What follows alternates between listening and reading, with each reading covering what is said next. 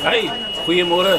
Baie dankie vir almal wat vandag hier so teenwoordig is. Ek is Kelsel Hendrik van die Wall Foundation, ons van die Wall Foundation. Ons is baie dankbaar om weer eens ons tweede agtereenvolgende golfdag aan te bied hier op Kingswood Golfklub.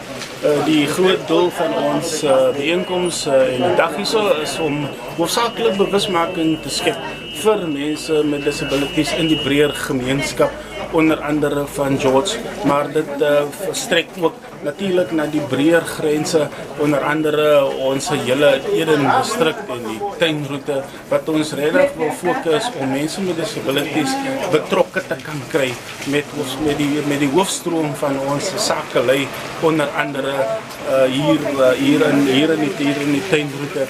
So, en ek wil weer eens die klem daarop vestig dat dit is baie aangenaam vir ons om ook onze able-body participants weer eens te verwelkom hierso saam met ons, en dit is hoofsaaklik wat ons wil gee en die boodskap wat ons wil uitdra, dat aangeleenthede en issues oor disability gaan nie net oor om disability op 'n eiland te sit nie, maar dat ons disability wil betrokke maak en disability wil deel maak van ons mainstream society.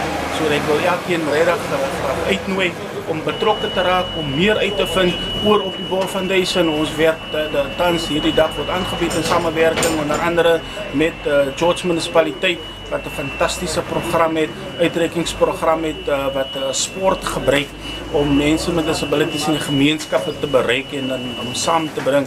En dit is ook die geleentheid wat ons dan vandag gebruik om die bekende internasionale bijeenkomst, die Outeniqua Wheelchair Challenge, dan te launch.